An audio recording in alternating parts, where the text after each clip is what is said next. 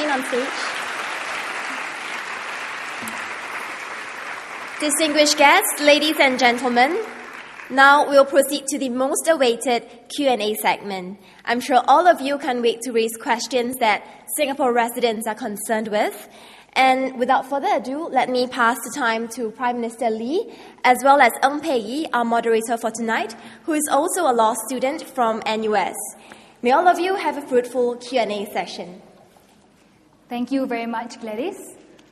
A very good evening to PM Lee, ladies and gentlemen. Welcome to the Kent Ridge Ministerial Forum question and answer session. My name is Ng Pei Yi, and I am your moderator for this evening. Seated right beside me is Prime Minister Lee Hsien Loong, which I believe requires little introduction. So before we go straight into the Q&A session, we have 3 basic ground rules we hope everyone can observe. Firstly, please go up to the mics situated at the corners of the hall to ask a question.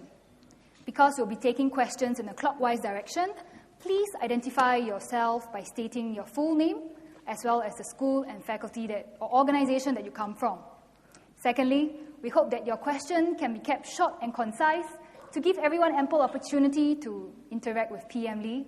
And last but not least, we also hope that your question can be related to the theme of today, leadership renewal, 4th generation, and beyond.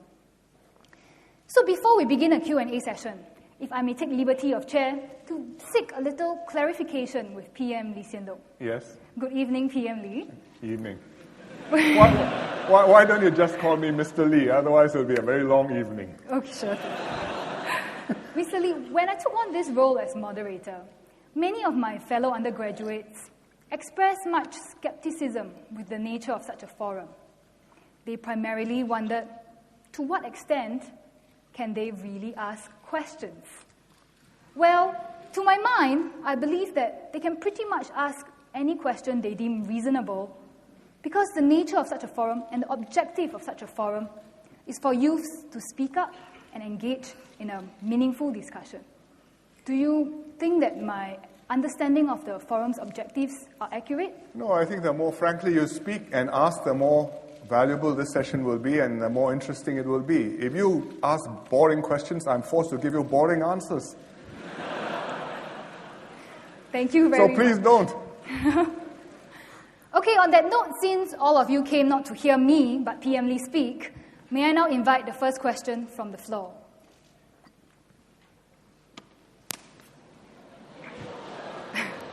The first question in a clockwise direction, please. Okay. Good evening, Prime Minister Lee, sir. Sorry, where are you? Over here. Okay. Over here, yes. Sorry. Yeah, will do. Okay. Good evening, sir. Good evening. My name is Jason Lin. I'm from the Faculty of Arts and Social Sciences, NUS.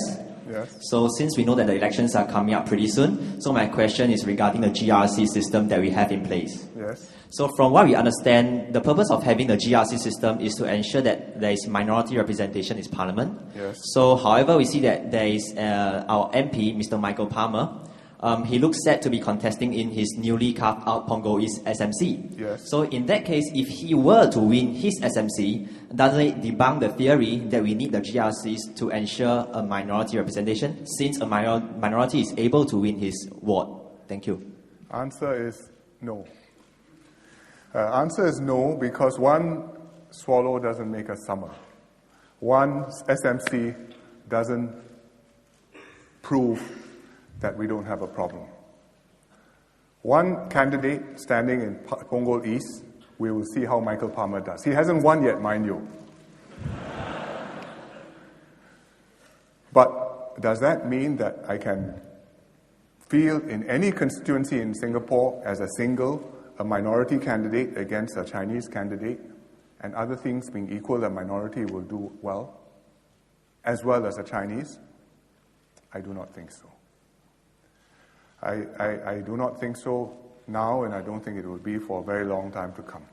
Even within the Chinese, it makes a difference whether or not you are Teochew Nang,